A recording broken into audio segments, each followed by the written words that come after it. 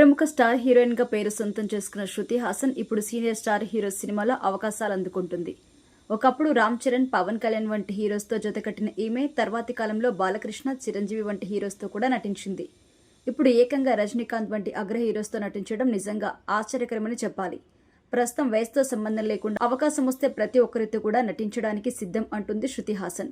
అందులో భాగంగా తాజాగా ఈమె నటిస్తున్న చిత్రం కూలీ ఆగస్టు 14వ తేదీన ప్రేక్షకుల ముందుకు రాబోతుంది. ఇదిలా ఉంటే తాజాగా ఒక పాడ్కాస్ట్ ఇంటర్వ్యూలో పాల్గొన్న శృతి హాసన్ మాట్లాడుతూ ఆసక్తికరమైన విషయాలు పంచుకున్నారు.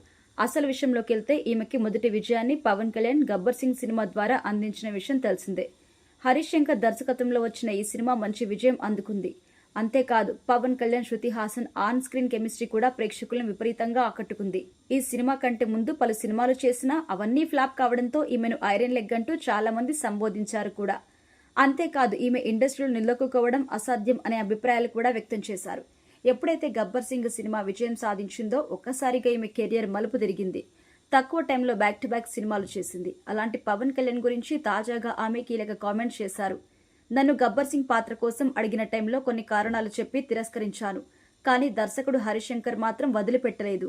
ఆ పాత్రలో మిమ్మల్ని మాత్రమే చూశాను అని తప్పకుండా చేయాలి అని విజ్ఞప్తి చేశారు. దాంతో కొన్ని వారాల తర్వాత సినిమా కథ విని కథ నచ్చడంతో సినిమా చేయడానికి సిద్ధమయ్యాను. ఆ సినిమా చేయడం వల్ల ఈ రోజు నా కెరియర్ ఇలా ఉంది అని నేను నమ్ముతున్నాను. పవన్ కళ్యాణ్ చాలా సింపుల్ పర్సన్. స్టార్డమ్ ఎప్పుడూ చూపించరు. గ్రామాల్లో వ్యవసాయం గురించి ఆయన ఎక్కువగా ఇంట్రెస్ట్ చూపిస్తూ ఉంటారు.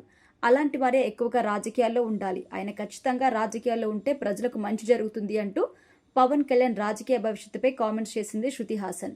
మొత్తానికైతే పవన్ కళ్యాణ్ రాజకీయాల్లో ఉంటే రాష్ట్ర ప్రజలు సంతోషంగా ఉంటారు అని తన మనసులో మాట చెప్పింది శృతి.